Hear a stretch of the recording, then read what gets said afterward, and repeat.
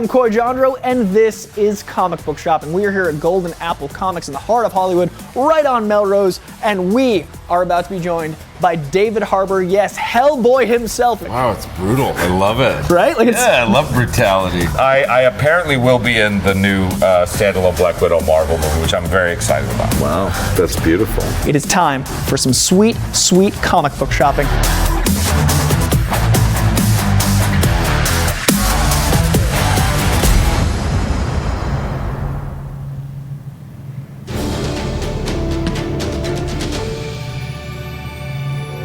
Hey, we're tired, but we're basking in the afterglow of celebration. The old Republic is still hanging around the rumor mill, and Palpatine is back, but we ask how and why. Roll it again.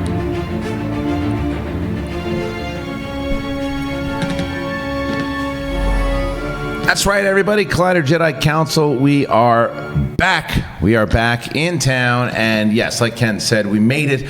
We made it. Some people got lucky and made it right when they were supposed to, and others are still in Chicago. But we are absolutely thrilled to be back to go over everything that we heard. And it was funny because before this show went to Star Wars Celebration, there was this kind of like a lull in Star Wars news, and we knew once Celebration hit that we'd have a lot to talk about, and boy, do we ever. And today, helping us talk about those, of course, it's the one and the only, the Sith Lord himself, Kylo Ren. Kylo Ren? Kylo Ken? Well, I don't know. Glad to be back. I took matters into my own hands because I don't tweet airline companies. I bought a ticket like an adult and went home. So I'm glad to be back, but I am really tired. Shot at Yodi. A shot at Yodi. A lot of people. Shot at Yodi. But joining us, she was with us. She was with me on the floor for the majority of the time. We were partners in crime from the second we hit the airline there to the Uber all the way to the hotel, and ending with Jedi Council on Sunday, the Grand Moff Nemiroff, Perri Nemiroff. I don't tweet airlines either. I just sit on the tarmac for 3 hours and sulk. Oh, don't get me wrong. Did you have to do that? It was a mess. I did. Yeah. I'm just thankful we took off eventually, but we did sit. We sat on the plane for 3 hours. Cody Hall had to sit on the pilot's lap. That's the only one he had. Sure. Well, they thought he was a child. But we are all back now, and I have to tell you that I was getting a little jealous because Ken and Ryan were bragging about this. This is the benefit of being stuck in Chicago one more day than we were supposed to. We got inducted here to the 501st, and this is the Belgian garrison version. So thank you. Yeah, we ran into fan Chris Van de Maal. He was working the Millennium Falcon set that they built, and they also built the official on-display track speeder, the first order that was by the Star Wars show stage. Ran into him. If we had made the flights, we wouldn't have seen him. And he was like, "Hey, you guys!" And I thought that's cool. And then he pulls up plaques. It was really awesome. You, me, Mark you Riley, told me Mark about it. You sent me those Fernandez. pictures. I was very excited about it. Thank you to those guys for doing that for sure. And also, I ran into our buddies over at Del Rey. We're getting everybody on the audio list to get those books too. So that makes me so happy. I know it does. I wanted to tell you that, and thank you to our friend Eric over there for hooking that up. So I wanted to just let's break it down. There's so much to talk about. So much, and we got to try to do it in an hour. So we're going to start out with Star Wars movie news, everything that's happening in the world of the movies, and there's something pretty big that we thought would happen on Friday. It did happen on Friday. It got the convention a-buzzing. What happened, Ken? Oh, what happened was Kristian and I found a great hot dog stand near the press area that had poppy seed buns, which normally I wouldn't like. Juicy, so good. Also, the Episode 9 trailer dropped. As expected, but never confirmed. We got it. Everyone's watched it many, many times. We're going to, talk about it. We're not going to do the little frame-by-frame breakdown. That's not what we're doing here on this show. But the trailer's out, sparked a lot of excitement. We even got a little interview here from Daisy Ridley revealing that the ending of the movie was changed during the production, that the beat was added in that she feels is really awesome, part of the creative process there. And it kind of dominated Friday of the convention for sure. As we knew it would. And I'm going to say something controversial here. Oh, boy. I know. Usually that never happens. The internet goes ablaze. Yeah. And I'll tell you right now, I have to say it, so get your tweets ready. I like Chicago hot dogs better than I do Chicago pizza. I got to tell you. I'm backing you up on that claim. Really, backing you up. Hot dogs are something else. And I like Chicago thin crust pizza better than the deep dish. I'm with you too. Yeah. And I had a fan at the Schmodown pull me aside and says, I'm from Chicago, been here my whole life. You can have that opinion because we have it too. All right. So listen, thank you for joining the show. I want to let everybody know that that's exactly what we're doing. We'll see you next week. As far as the trailer itself, it hits on Friday. We knew it would. They set it up the way that they normally set up these panels. Yeah. Kathleen Kennedy comes up with, but let's, before we get into the trailer itself, is hearing JJ talk about why he came back and how he came back, and then they bring up Lando. Billy D. Williams comes in, has a nice conversation. It was a nice ovation. Anthony Daniels comes on and hams it up, like really hamming it up, like too much for Ken. Yeah, it was too much, right? Yeah, a little too much. Anthony, sit down for a second. He's earned it. You think he earned it? I don't know. I don't know. I was a little bit. During the Phantom Menace panel. But really, what were they going to fill that portion of the panel with otherwise? Because even though we did get information and we got a trailer, they can only give us so much. During the Phantom Menace panel, he started going into his one-man show, and they had like 10 minutes with him and Ahmed Best. Ahmed did have his moment, but I wanted it more for Ahmed. Nothing against Anthony Daniels. I do love Anthony Daniels. He's a ham. Yeah. He's a wonderful, delicious ham. He's entertaining. Yeah. Oh, he's funny. But I mean, he was doing a theater show when he got up there. When he stood up, and Kathleen and JJ are like, oh. Here we go. Yeah. Well, I mean, you got to expect it at this point. But the stuff that really started to pop for me on that panel was once they started bringing out the cast, right? And I mean, the new cast. Because you started seeing a lot of stills and you started getting a little bit more information there. And I think the best picture that we saw so far was that picture of Rey, like in the forest or wherever she is. And there were some great photos in general. I posted a bunch of them on my Instagram, but they're out there one way or another. And the speculation begins. It's why they said they're all on an adventure together. Now, some people take a lot of what JJ said as slight shots towards Episode 8. Some people have been kind of looking into that in regards to a lot of the stuff that he's doing, retconning stuff where I don't think he's retconning anything. I think he's making changes. And I do think that, for example, in the trailer when you see the helmet getting built and all these other things, but it was stuff that was said on the panel.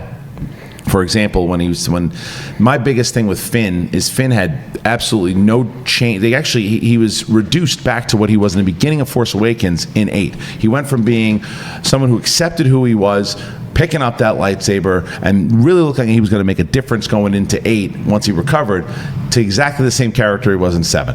To where they made a claim in this one, he's accepted who he is now. There's no more going back. He's absolutely. To me, it sounded like JJ was saying, I'm going to continue to where he left off when I had control of him.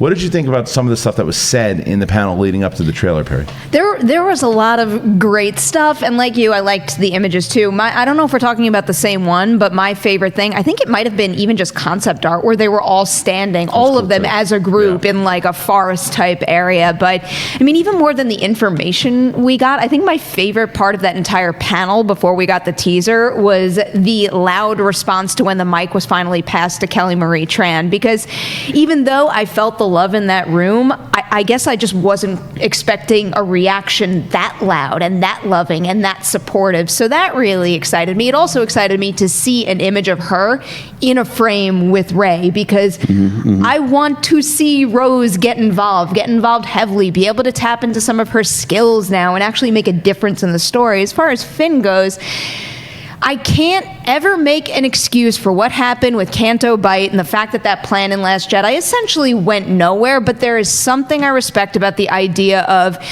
he had that growth throughout Force Awakens and ends up in a place where we see him stronger than ever. But in real life, just because you've achieved something, that's not always a guarantee that, smooth sailing from here, I am a hero. So I do kind of like the idea that he fumbles in Last Jedi and then hopefully rises to the occasion bigger than he even did in Force Awakens in Episode 9. Ken, what do you think about some of the comments made leading up to the trailer reveal? If people wanted to dig into the episode, it's not there. Whether or not it's behind the scenes doesn't matter. Public facing is what we're looking at, right? We JJ and Ryan could send bloody heads to each other. It doesn't matter. So as far as the Finn, I think Finn picked up that blade to defend Rey, not the Resistance, and I think that was the journey. But your point remained. We had 2 movies back to back, separated by hours, minutes, days.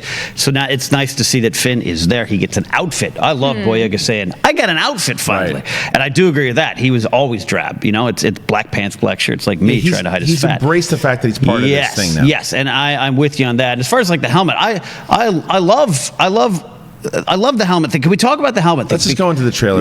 Because let's talk about the helmet, because I don't I understand whether you like the movie or not. I understand this term retcon, and you I think we're all agreed, but this isn't correct. It's not a retcon. You can change things It's around. It's the next chapter. Yeah. Kylo, his father said take off the helmet, so he did. His boss, who he thought was mentor, said take off the helmet, so he did. He gets mad and destroys it, and then he realizes I'm going to do it my way, right or wrong. I'm going to do it my way, and so now he kills his father, kills his boss, and now he's like, I'm Kylo Ren. I want my helmet back. Yeah. I love that idea, and I love the look that it's all broken and cracked. Like that's not a retcon. That is the evolution of the character or the next chapter, and that excites me.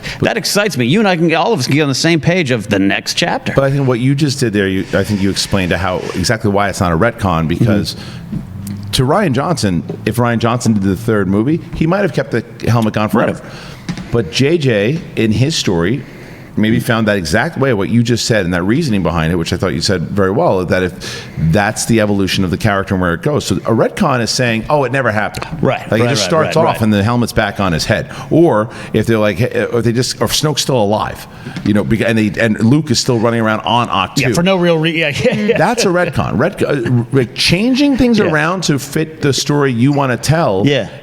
As long as you're completing what 8 was, if things, he's not ignoring things in 8. If he was ignoring them, that's one thing. But redoing things a little bit, that's not a retcon. That's just a change. Now, when you like the change or not, that's another debate altogether. It's just I've looked into the definition of retcon time and time again, and it's just not a black and white conversation whether it is the complete erasing of something that happened before, or even making something happen, let's say in 9, that completely takes away the validity of something happened in 8. And I've said this before, and I'll say it again.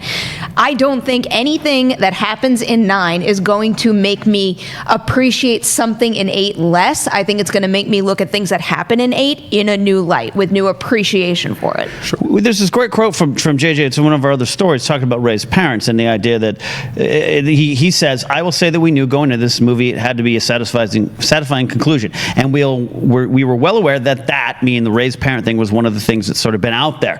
And I don't want to say what happens in episode 8 didn't happen. We've honored that, but I will say that there's more to the story than you've ever seen. And that's my point. That makes sense as a storyteller. Yeah. Totally makes sense as a storyteller. And the fact that in the trailer it looks like, we don't have confirmed, that we see maybe the same ship in the Unkar plot vision portion of her. Is that the same one? No, I think it is. It looks very similar. I did the frame by frame breakdown hungover in a hotel room.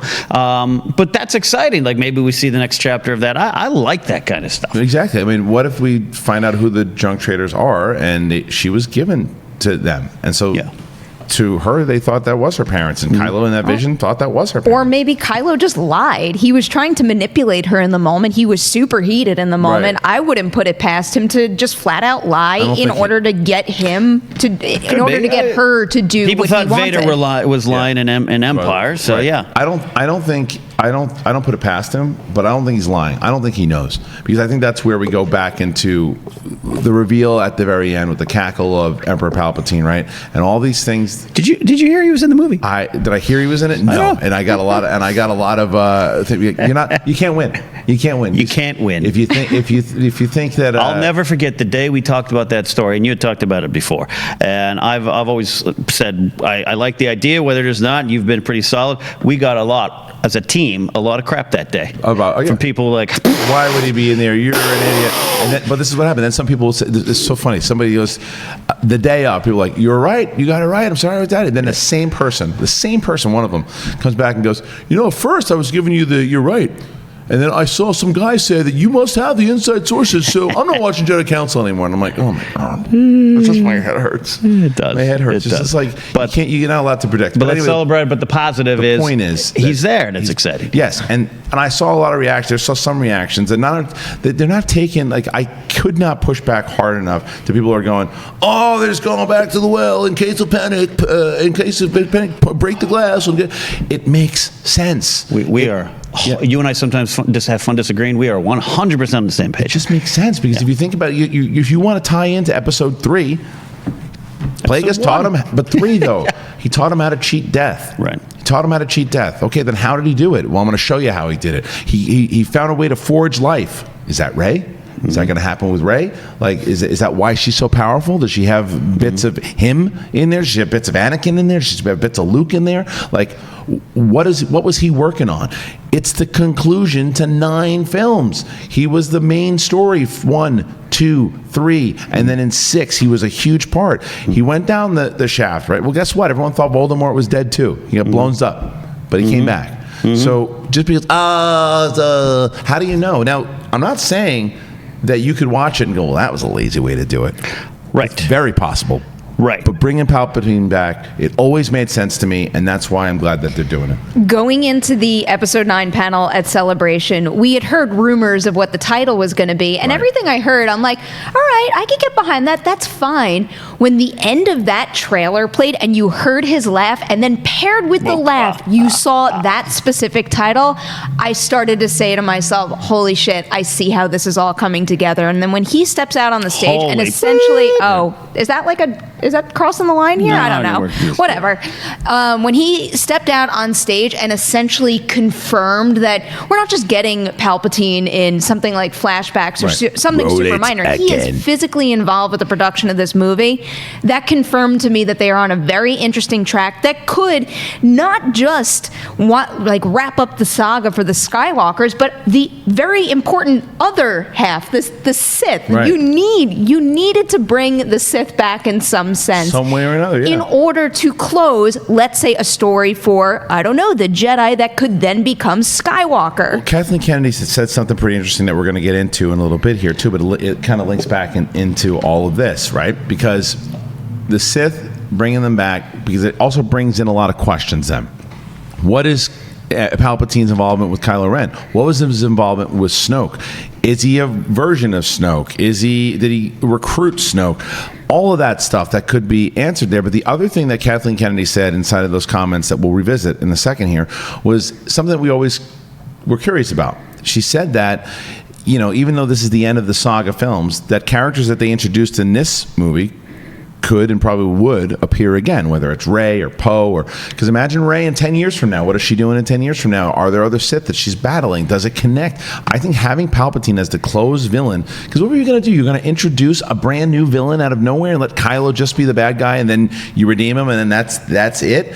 It's like you want to see someone defeated. You want to see how they're finally going to do it, and why not be the best Sith Lord of all time? I still think that this is Kylo's story as the primary villain for this specific trilogy of films, but I also feel like we left him in a place in Last Jedi where he was just up to his eyeballs in rage and just wild and crazy, and I didn't really see them being able to close out his arc in a really solid way with him having no direction. And what I'm thinking is happening with Palpatine is that whether he was, controlling Snoke or influencing him, I feel like the setup in the throne room there was just something to kind of put Kylo on a very particular path. That Palpatine is looking at him and he's driving him in a specific direction. It's a great question, though, also, because like you said, let's say that Palpatine was working with Snoke. Was Snoke Palpatine's apprentice? Was he what? Because Kylo was not a Sith Lord. So and remember, Dooku had Ventress, and Ventress was never confirmed Sith. And there was something around the rules that he could have been manipulating the whole entire time. That we find this out that Snoke was a Sith Lord. And we find out that's exactly what it was. I mean, there could be a good reveal there. There's so many things now that answer there's so many questions, good questions. I have a question for you, just because I'm trying to think all this through now. So let's say that whether Palpatine is Snoke or he's controlling Snoke, why do you guys think he would want to control him so that Kylo doesn't know he's really working with the Emperor?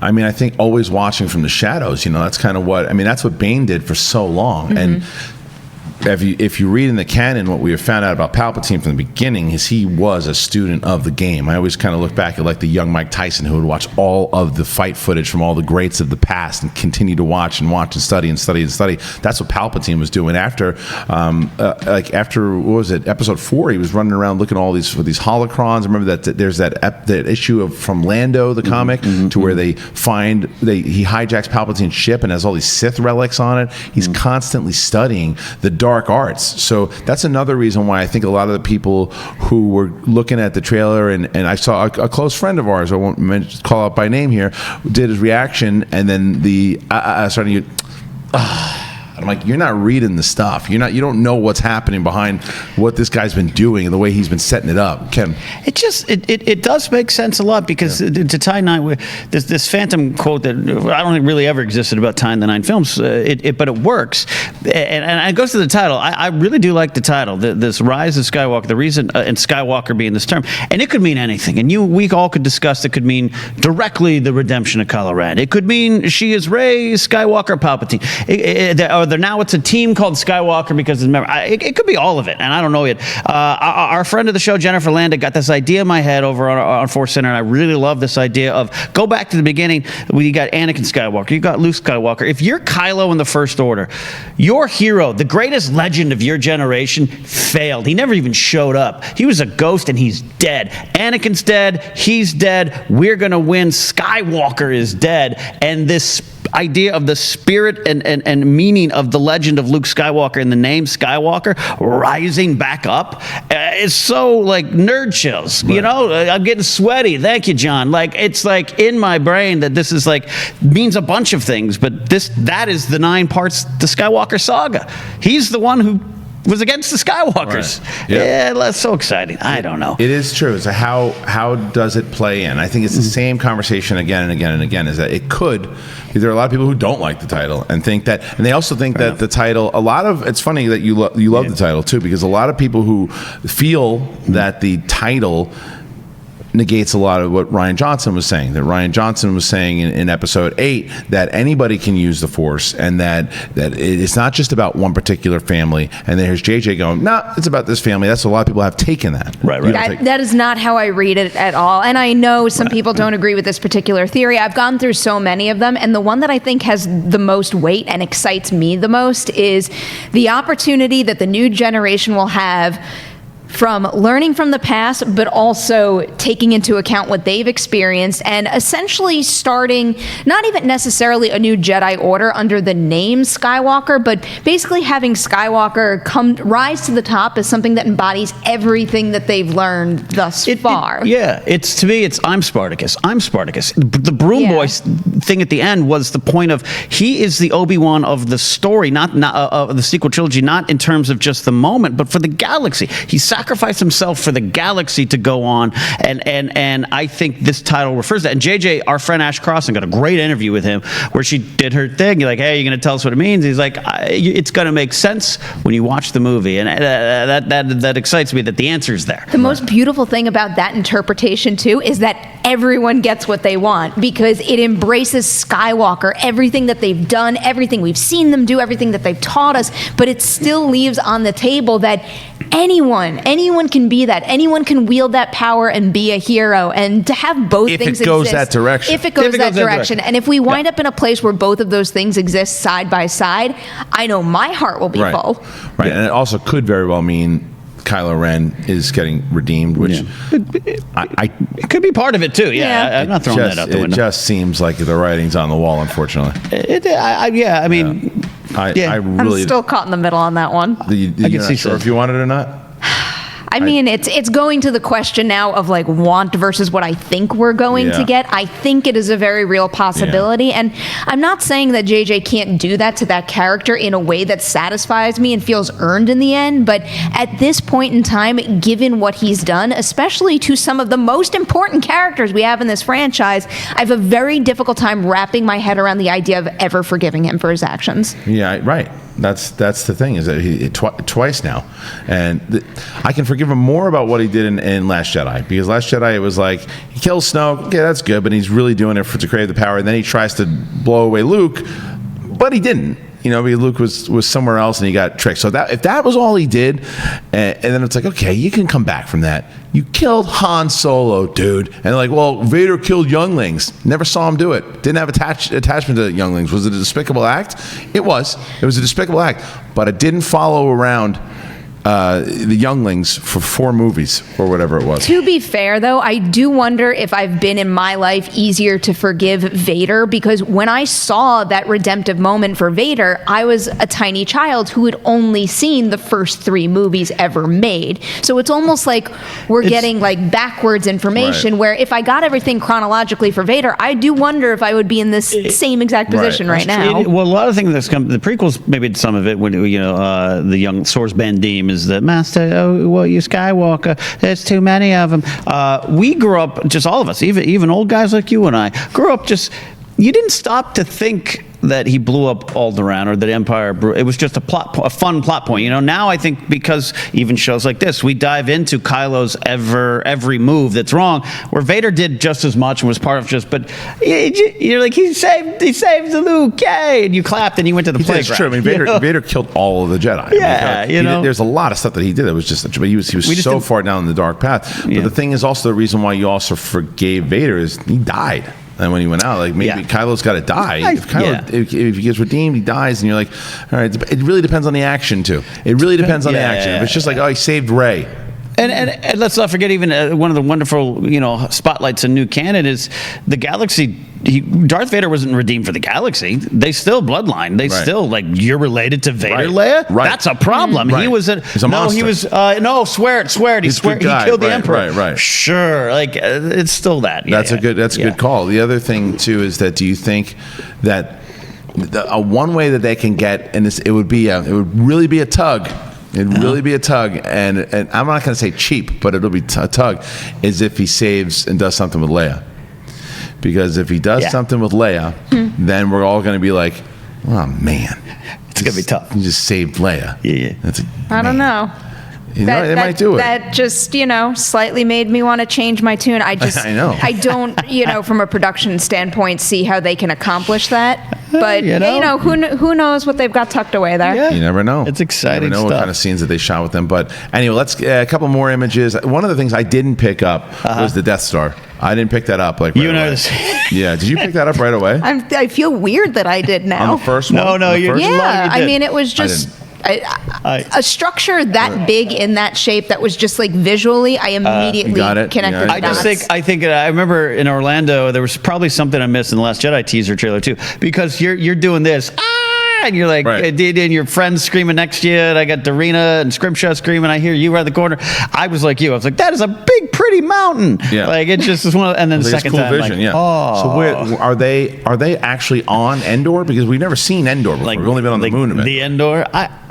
I don't, the Death Star, I do believe it's the second Death Star. Those pieces could have exploded and floated. But do you think that's actually Endor? I want it because I want them to check on Chief Wicket. But Wicket's not on Endor. Wicket's on the moon. Yeah, but I mean, hey, maybe let's swing over here, stop by the planet for some gas and some chips. Right. Stop at the moon first. Some Bright Chief Village snacks. Yeah. And hi, I'm Chief Wicket. I don't think that's going to happen, but I hope it. In a weird way, I hope it's Endor. How big is Endor? Do we know? That's never been a trivia question I've had to answer. So I don't know. You guys know that stuff so well. Like, it would be cool if they actually said it was Endor. Wouldn't it be fun? It'd be great. I would like that because a lot of people don't realize that there's the forest moon of Endor is where we were in Jedi, and then there's actually Endor, which we have never seen. So let's go to Endor. Maybe they fight a Gorax or two. Yeah, that's a real possibility. But like you said, I mean, the pieces could have floated. They could have floated. They could have been anywhere. That's anywhere. True. That's true. I don't mind. I love new planets, and I love the galaxy is huge. But I wouldn't mind much like Mustafar and Rogue One, where you just kind of have that. Like, I am aware of what that planet is. Like that's a fun little moment for all of us. Yeah, we'll see new planets. We'll see. Just in general, the way that they have linked together adventure-wise, I like that they said that too. I like that they said that a lot of the characters together will be linked together in an adventure. They'll split up at some point, one way or another. But I like that it's like Jedi, right? Return of the Jedi, when they were all together at one point, then Luke goes off and he's got to go fight Vader, and it'd probably do the same thing with Rey. Same. Empire Strikes Back, the team's barely together. Yeah. Return of the Jedi is the big comeback. Yeah. What do we think about the first shot of the trailer, though? With Rey, some people think it might be training. Some people think that it actually. I got that silly, stupid team up idea. I think which was really funny. It's funny, but it's silly. It's like a TIE Fighter Uber. Yeah, exactly. But no, I just think, or is it just Dream? Dream? That's what I've been leaning towards now. It's some sort sort of vision, but I don't know. I can't find a reason why she would do that specific maneuver if it's a vision. Is this how Kylo and Rey flirt? Like, I don't know. Yeah, or is it just one of those I don't even things? necessarily know if that's Kylo in that Right, ship. they never show his They never face. do. It's yeah, I know what you mean. It's not I even don't know how well. it's not just a paint job that makes it different. It's like Right. the whole structure The whole of it looks structure. It's different. the Red Fury squadron that got now Galaxy's Edge. but is it black He's and white? trying to serve those Coke bottles that you can get at Galaxy's Edge. But is it black and white? Is it just the scene that we see? Is it one way or another? It looks like Jakku, right? That's what we think it might be. I think so. Yeah, I don't She's have going the- back to Jakku now. There's no doubt about it. And I hope so. With Palpatine back, Hope so. they're going back to Jakku. You I don't hope think there's so? No, I definitely think so. I mean that's like one of the details I have swirling in my brain that I am not questioning in the slightest. You shouldn't, because once again, throwing back to the fact, and it was Wending's book that he said that's where Palpatine was doing his exploration of Jakku, right? The observation at Galaxy Rex's thing. Yeah. I mean that's going to play into I feel like it's more vital than ever to reread those books before we see this movie. at least the third one. Yeah, at the very third one, least, yeah. The Battle of Jakku. Yeah, there's a lot there. We got time. It is. All right, gotta so do let's move on. There's a lot on the episode 9 stuff. What's next? Yeah, all right. Let's.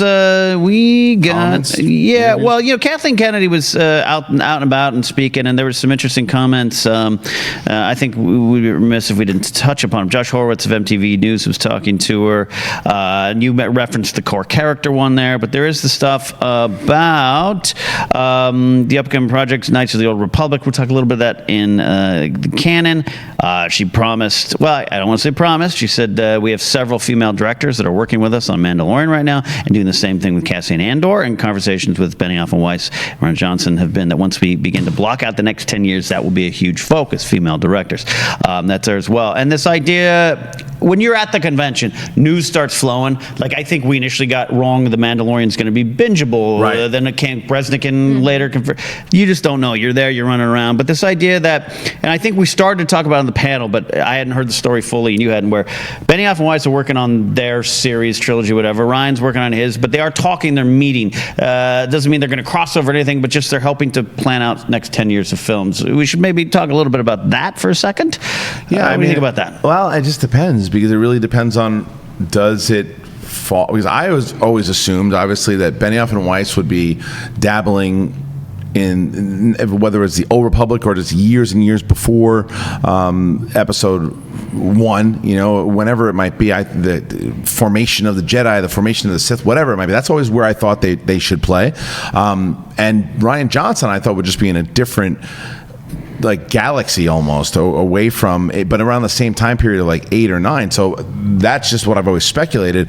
But Rian Johnson playing in the Old Republic also, or vice versa, could be interesting. I don't know. I said this on Movie Talk, hearing this update, and again, we don't know the specifics of their collaboration here. For all we know, they've shared scripts or ideas or something, and that's just the extent of it. But let's say the three of them are working together all the time on whatever is to come.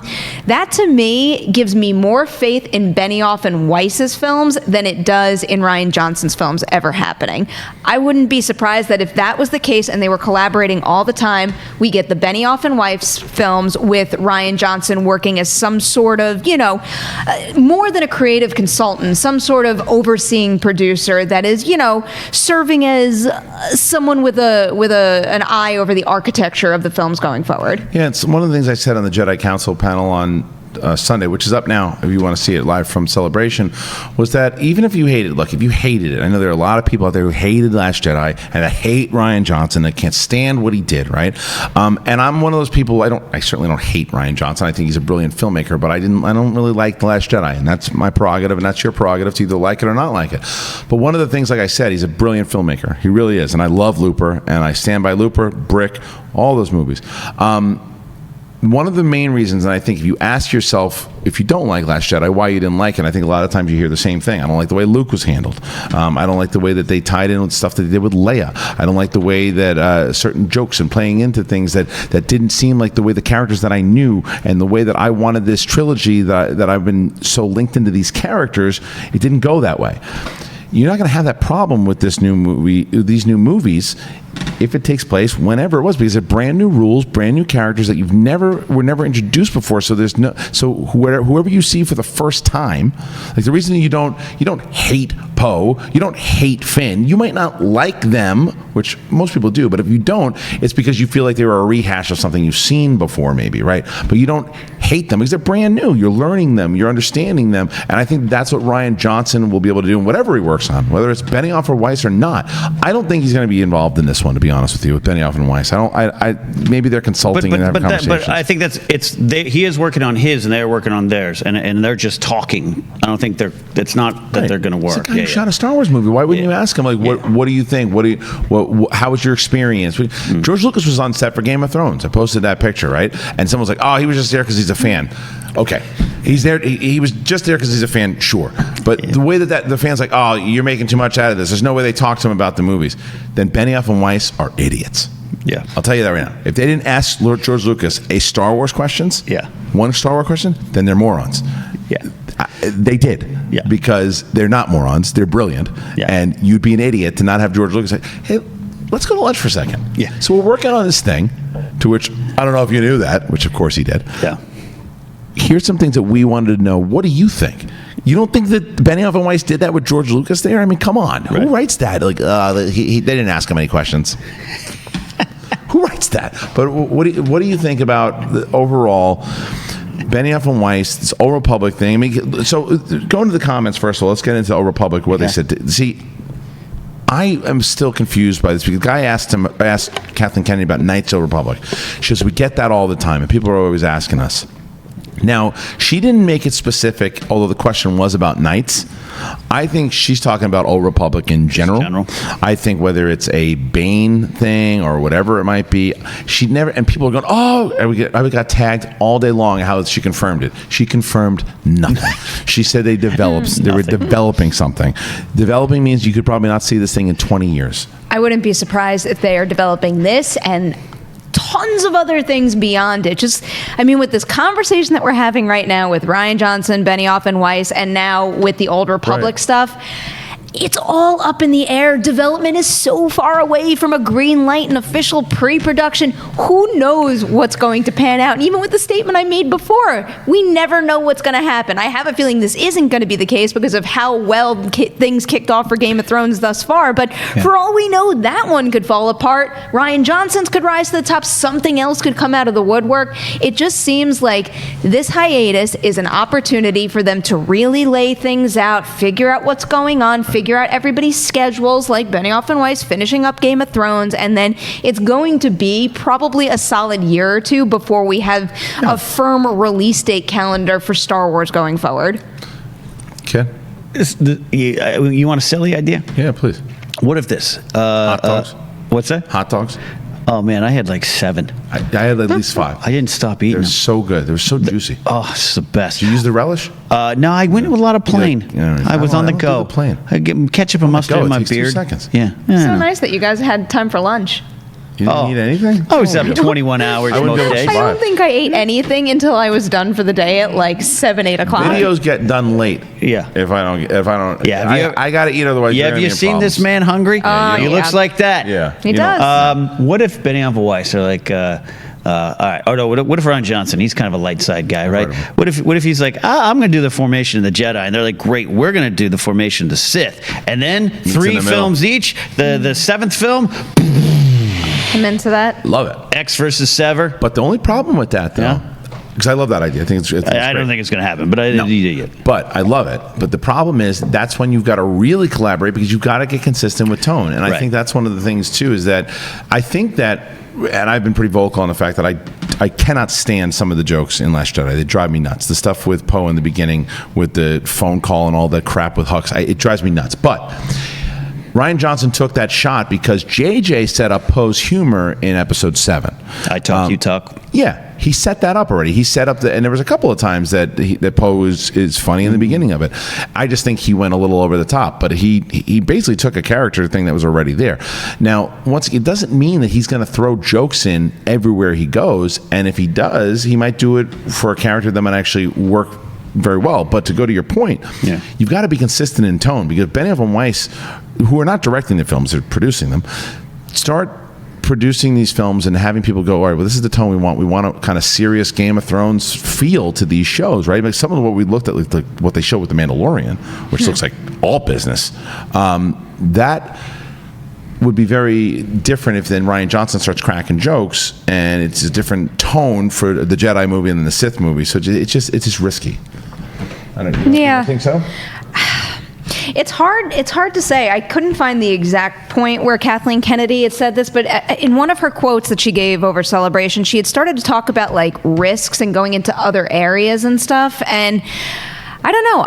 I just see them going in a direction where, even though I really like your idea, Ken, where a Benioff and Weiss thing, and I keep bringing this up as an example because it's really the only thing we know is in play right now, like Benioff and Weiss versus Rian Johnson. I have a feeling they're going to be allowed to do their own things, and as much as I want every film in the Star Wars film franchise to feel like it exists within the same galaxy, I wouldn't mind seeing them take bigger swings. Like, I don't think they're going to follow the MCU blueprint of, and granted, the MCU has done some different things tonally with Winter Soldier feeling like a spy film, Captain Marvel embracing 90s action, but I just have a feeling they're going to go and do something really different and really fresh that doesn't necessarily connect in a string like that specific cinematic universe does, and I kind of don't want them to. Yeah, they don't have to, but one of the things that could happen, we all think, because even Bob Iger said it was going to be a hiatus, which we all knew was coming anyway. So this first movie from Benioff and Weiss probably going to hit, maybe if they rush it, 2021, but I'm saying closer to 2022, right? In that time, what they could do is they could develop an Old Republic television show as well. And not necessarily nights, but depending on where they set up Benioff and Weiss, because you're going to have Mandalorian and Cassian for sure. Now, they already have like 5 Marvel shows already coming out. Right. There'll probably be another Star Wars show announced eventually, because the Mandalorian's going to do gangbusters for them. So there'll be another one. And Kathleen Kennedy even referenced, like, well, now that we have Disney Plus and we have that thing to play with, like that's another area to screw around with. I think the Old Republic will show up one way or another on Disney Plus. Now, whether or not they tie that into the series and they do a Darth Bane or Darth Revan or something like that, I think it's certainly possible. And it's a lot easier, and we've said this before in the show, it's a lot easier to have the lead of a television show as a bad guy than it is a movie. Because if you look again, and I've same thing that I kind of going back on the same points I made before, but Walter White, Tony Soprano, the Sons of Anarchy. You've had bad guys in the lead. And I think Mandalorian is kind of, we don't know yet. He might eventually just kind of turn out to be a really good guy, but he's certainly just there for bounties if you saw those scenes. Sure, it'll be like an anti-hero type thing. Yeah. That'd be a really risky move for your first Star Wars Disney Plus show. Villain. Yeah, It's yeah. not gonna And be also villain. because during that panel, I mean, we'll get into it later, but Jon Favreau kept saying this is a show that's going to be for everyone. Right. So I don't think they're going to go that route. But do you know what the dates on the Avatar releases are? I'm just trying to figure out what the hiatus is really going to be, how long it might last. And I don't know, if let's say Avatar 2 and 3 are the only ones with concrete release dates and the high likelihood of them hitting those release dates, I wonder if they'll use that 4 as an years. opportunity to put the spotlight on Avatar now that it's a Disney brand. So you're saying 4 more years before we get something? I a long don't time. know. I mean, and it feels like too long, even though we're talking about Star Wars here, and Star Wars is never going to go away. Even 2 years to me sounds like too long to take it out of the equation as far as it being a box office juggernaut. But now that they have Avatar on the schedule, I don't see how Disney can put the spotlight on so many different brands, and that could be the opportunity that they need to still be at the peak of box office, but still wait for Star Wars to come back. I think 3 is tops, but I think once we get the first one out of the movies, the Benioff and Weiss movies, then you see a 2-year in between. Or They're not maybe gonna unless they even- shoot it all at the same time. Maybe even just giving Avatar 2 years to itself. And then once it's proven itself, then bring Star Wars back and have them going side by side. And that because I think that Avatar, the first one's supposed to come out next year, I think. Yeah, it is. So it's like, I believe it's next year in December. I just So can't it'd be remember 20? if it's every December until they're done. so by that, when we're on the same page then, because it would be 2020, Yeah. 2021, and then you bring Star Wars back in 22. Yeah. Yeah, which would make sense. I think that's just safe. Nothing's going into production in the fall. No production designers or art people. They're not fully on payroll. All that kind of stuff's going to take a while. all. And it seems to be that Disney has taken a pause, and that's nothing but a good thing, especially for those who maybe didn't like the last couple of films, right? Like, cool, let's stop for a second and get it right. Plus, we have these TV shows, and Iger's like, but it's the TV shows. Disney Plus. Without the TV shows, I'd be, give me more, give me more, give me more. And they would more. be too. But because of that TV show, that's the thing that they're waiting right now. And this is two back to back. Yeah, this is smart right now. What they're doing, they're waiting. They've already announced Cassian, and they have the Mandalorian, which went off great over a celebration. They showed the footage. They showed the people that were there lost their minds for it. And they're going to sit back and they're going to see how they do in these numbers with Disney Plus. They're going to see what the reception is, and then don't be surprised after the success. Well, they already said that it already seemed like it greenlit season 2, right? I thought I heard that. That's what we heard as well these too. News stories come flying. So season 2, it'll look like, if you go to TV, that Mandalorian comes out this year, 2019. Then Cassian's in 2020. Season 2 of Mandalorian is probably either back to back, depends. It could come out in 2020 also, or they could push it back and wait to 2021. So there's Star Wars every year up until the next release. I just wonder if the Disney Plus Disney Plus viewership is going to equate to a theatrical box office viewership, if you know what I mean, because it's like if we have like this many people going to the theater to make this franchise a $4 billion plus franchise, as far as the three newer movies go, how much of this is going to buy their Disney Plus subscription? I imagine it's going to be maybe a lot of people compared to the launch of other streaming services. I just imagine it's going to be smaller. So until we know how much of like the widest movie going public is actually going to go over to Mandalorian, it's tough to make the call that Mandalorian season 1 and 2 and then maybe the Cassian season 1 is enough to fill the gap for just like the widest of the wide viewership out there. That's a fair point. Because Obi-Wan maybe too is still a rumor out there, right? Like whether or not the Obi-Wan series will be made. We know that Ewan McGregor has done television before. Disney's locking down big stars to get to do these series. So and why not? I mean, the goodwill behind an Obi-Wan series would be huge. But that's not guaranteed at all. Right. All right. No guarantees. I just want to get us to canon so we can talk about something I know you're really excited about. Time Still to have time move to on. do some questions. Well, it's time to move. I don't know if we're going to get to questions, but it's time to move on to what's the deal with canon? Everything that links back to the movies. That's not necessarily the movies. It could be video games or books or comics. And boy, was there a lot of it at Star Wars Celebration. Ken, what's the big one? Well, as far as books, there's this Project Luminous. It's been announced. A lot of different writers, people we love. Kevin Scott, Claudia Gray, Daniel Jose Older, and others. Sorry for those I'm leaving off. Working on this secret project, like a book series. We don't know. Project Luminous. I think it's going to have a lot to do with the Jedi. We got the Fallen Order thing. We'll talk more about that. But we really need to focus on the Mandalorian. Yes. It really had a lot of people buzzing. The trailer, the panel was Sunday, and even though Kristian got arrested for having a phone in his hand, I remember which that. was. Yeah, I told the story on Clyde. Yeah, I heard it. It was Then that lady was next to me going, "This boring, anyways. Shh, don't tell me. Shh." It was so funny. Thank you, sir. You can hear the full story. But there was. Anyways, let's just talk Mandalorian. I know this is your jam. I'm excited too. I don't want anyone to think I'm not. I think Perri, you're there as well, yes, right? So let's I'm dive into excited. it, man. Mandalorian, the panel, the clips, the footage. I had the same feeling, and again, I'm not saying it. I'm so hyped for Episode 9. I can't wait for that movie. Palpatine's coming back, for God's sakes. I did not have the same feeling in the Episode 9 panel that I did in Episode 7 with that buzz and that feel, that excitement. I had that during The Mandalorian. I had that feel of this is something I've been waiting for, a live action show on television for Star Wars that was rumored for so long, that was supposed to happen back when there were no Star Wars movies. What would it look like?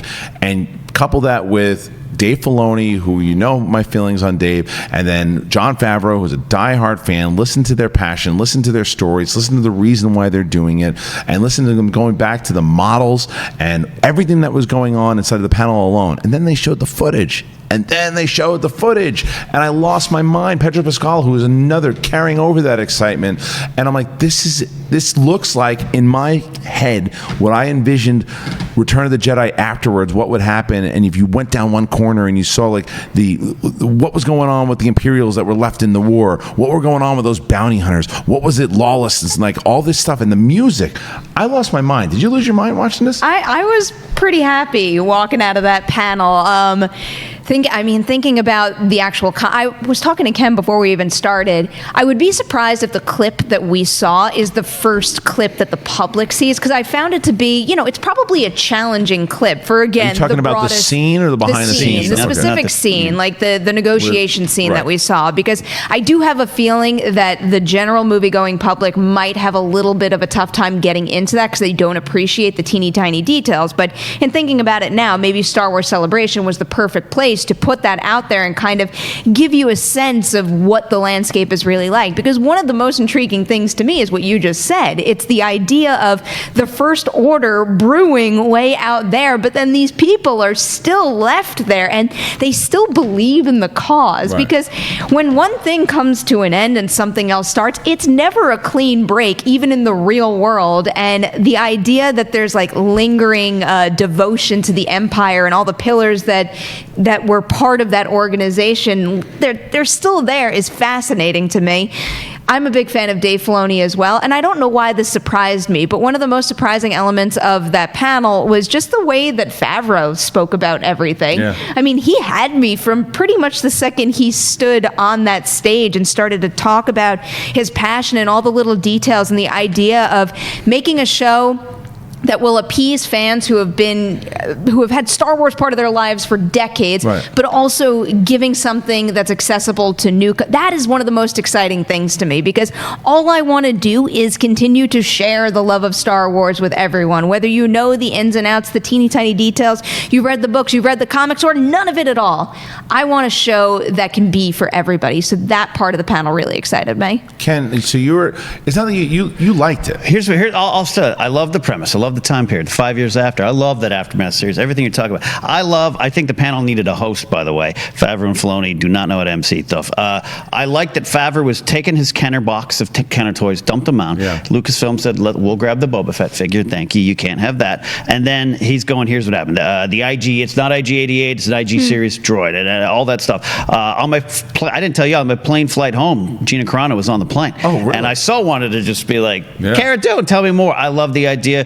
You're going to have a soldier coming home trying to assimilate PTSD. Mandalorian maybe trying to reclaim his culture. That was the point of the scene we saw with Werner Herzog a little bit. All that's there. I don't want you here, anyone to think that on November 12th, I'm not going to be in my Star Wars pajamas walked. I don't want anyone to think that. I didn't connect with the footage, the scene. The teaser trailer, a little different. The Stormtrooper's helmet getting on board for that. I was a little freaked out by the Kwaki monkey lizard being cooked. I talk about that on the panel. I got to be, if I have to be honest. You had to be honest. I have to be honest. It looked a little fan filmy at times. The scene, and it pulled me out of it. And Pedro Pascal's one of my favorite actors, so I wish he was in that costume, and he's not in that scene, and you could tell. I pulled out. It's funny, and you said that to me afterwards, and it just didn't bother me in the slightest. And God bless you if it did, because that's the thing. It's your thing, and it's just because to me, sounds like him. I don't care however he's moving. And he sits down, he's having the conversation. I love the fact that you don't see the Mandalorian's face. I love that. Physicality is important in a role like that, but I just wonder if maybe I watch the footage again now, having that in my mind, because I wasn't aware now of that either. I don't, and that's not, I don't, he is in some of it, because you see it in the behind the scenes. But he was cast, it was announced after production was begun. I think there's a lot of, that character, there's a lot of Eastwood in him, and I think, so sometimes I wish I could just watch it. Yeah. Sometimes we're in it all the time, and I want out of the bubble so I could watch it a little bit. That's all I feel. But I don't want anyone to think that I'm not excited by the premise. Yeah, I was just so locked in, because, and then when they did show that teaser and they showed Giancarlo Esposito. Well, and also the effects bit. I thought that was one of the coolest things that they worked into the panel too. It's where they were talking about the Mandalorian ship, the Razor Crest, and just the idea of wanting to bring back practical effects there. And it's like he talks about it, then they show the reel where they're actually making it happen in a garage, and then when they play the teaser at the end, that shot is in the teaser, and it looks so good. It looks really good, and I think that now that we know that it's going to go at least 2 seasons, it's like, okay, because the premise alone, from what we saw, for those people who don't know, if you haven't been reading up on it, is that Carl Weathers. The character's name is Grieve Karga. Grieve Karga? Yeah. That's the thing, because we needed an MC because Favreau and Filoni. This was one of the biggest challenges of the panel what because the I name heard was. A lot of journalists were like, the word grief, and I grief. wrote it in my write-up like Grief. GRIEF, and then I look at some other write-ups and they're writing grieve. GREEF, and I'm like, oh, I don't know. And now I'm call him Apollo. and now I'm Yeah. hearing grieve. GREEF does sound more Star Warsy. Yeah. But anyway, the point is that what his job is that he basically hires the bounty hunters. He hires them to go out on jobs, and there's a scene where they sit down with the Mandalorian, and he tells him, he's like, "Here's what I got for you," and he's like, "But my highest bounty pays like 5,000." Yeah. And the Mandalorian's like, "That can barely get me gas." He's like, "There's another job." He's like, "But it's a sit down job, and like it's a job, but I'm just letting you know, like it's." May not be something that's the best job, but it's going to pay. And so he's like, all right, well, what is it? He's like, it's a face-to-face. You got to do a face-to-face with this guy. So the Mandalorian takes it, and he walks through the village. This is when we see that thing Ken was talking about. And you see everything's happening, and he walks through, and he makes his way, and there's some nice nods to the original trilogy and things that you've seen, and it sets up the atmosphere. And there's Werner Herzog, and Werner Herzog is such a great creep. And he's an old Imperial employee, and he's sitting there, he's trying to get the Empire back, but he's there with stormtroopers, and he has a conversation of what this new job would be, offers it to the Mandalorian takes it and walks out the door, and you're like, and then they bounce into that trailer, and you're like, yeah, because during the mission you meet during this teaser, Gina Carano and the IG droid, and like they're firing at stormtroopers, and it's gonna be crazy. Seeing his performance in that scene and then having that roll into the teaser where he does a lot of the voice work in the teaser. You hear a lot of his lines when he says things like, this is not an exact quote, but something to the effect of like, everything the Empire touched was better, or something along those lines. Herzog, When you see how he operates in that scene and then you consider a line like that, it's just like, I want to dig into that character's mind frame so badly. I wonder, there's so many. And you'll have the time to, which is the benefit of the storytelling over it. Well, they also did a lot of hints. Even in that conversation, they talked about I guess whatever it was, the chip that he gave the Mandalorian.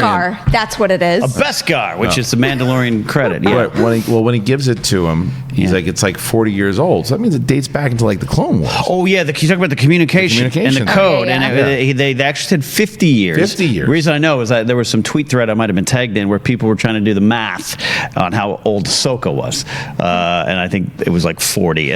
By the time you do the math. But that's the thing is, there will be references, especially with Filoni. With Filoni? There'll be a lot of references to things that you won't necessarily have to have watched Rebels or Clone Wars, but there's going to be stuff that ties in for sure. By the way, I'd like to take this moment to apologize to the two fans that stopped me and asked for a photo, and mid conversation told me that they're really happy that I was working with Jon Favreau on The Mandalorian, and I said thank you and let you take the picture you thought you took with Dave Filoni, and I walked away. Sorry about that. They never asked you about your hat. Huh? No. That's really funny. No. Wow. Well, congrats. It's nice to have you on the show, Mr. Filoni. Yeah. Anyway, look, we really don't have much time, and there's so much more to talk about too. Because we got the video game that we need to talk about. A lot more.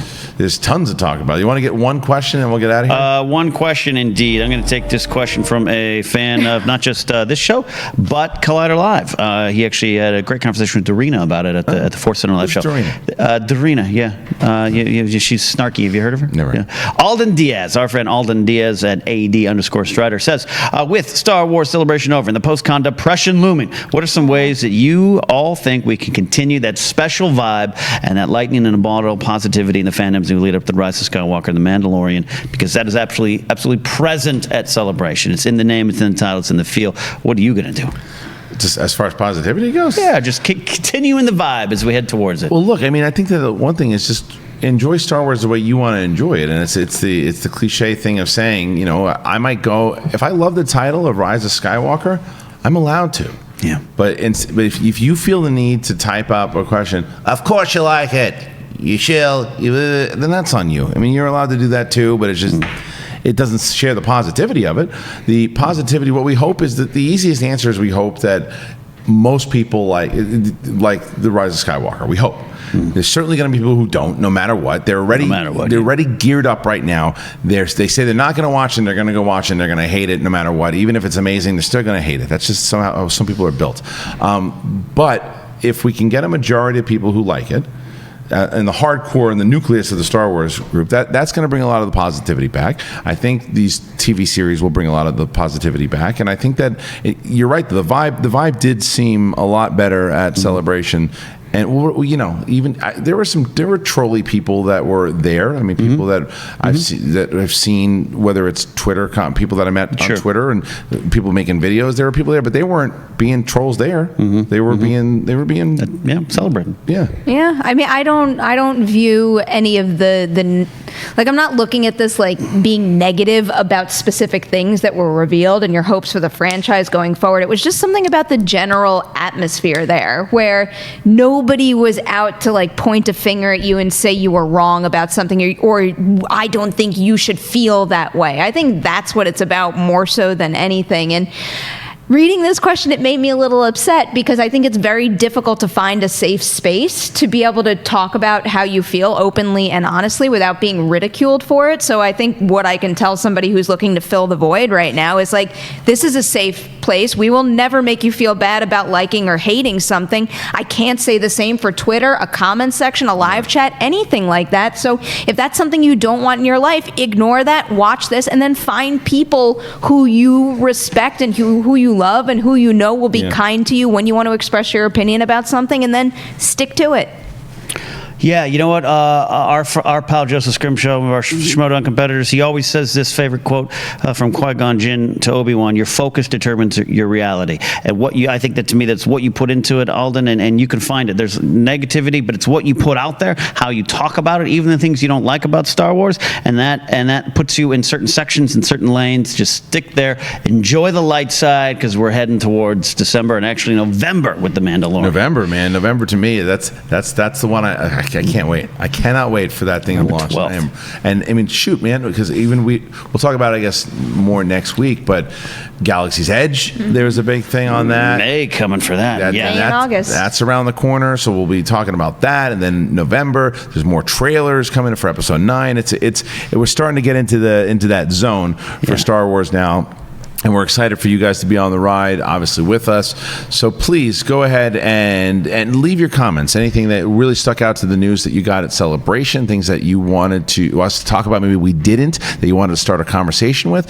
The other thing is, please go on this very channel, actually, not on the Schmodown channel, but on the Collider channel, is the Fatal Five-Way that we had for the Star Wars #1 contender. And that was between Andrew Blanchard from Rooster Teeth, Laura Kelly from the Force Toast podcast, Andrew DiMolanta, who was a Schmodown patron, who very impressive showing, Joseph Scrimshaw from the Force Center podcast, and Molly Damon, the wife of Alex Damon from Star Wars Explained.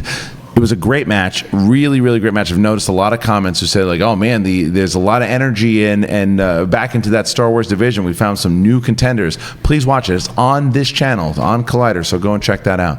But I'd like to thank the panel here. Perri, thank you for joining us. Always happy to be here. Mr. Ken Napzok, your book. Plug the book. Yeah, plug the book. Why We Love Star Wars, out May 15th. You can pre-order it now, and it was great to meet all of you. Thank you for taking time out of your day to say hi to us at the Celebration. Absolutely. I echo that sentiment, and I say to you guys, please, please, please, if you haven't already, go to the audio version of this show, download it, leave a comment, rate it, do everything that you can for that one too. Listen to it at work or the gym, wherever. It's a fun Star Wars show. We hope that you're enjoying us, and obviously you get Rule of Two with Mark Fernandez and Mark Riley, so do that, and we will see you next Thursday. May the Force be with you, always.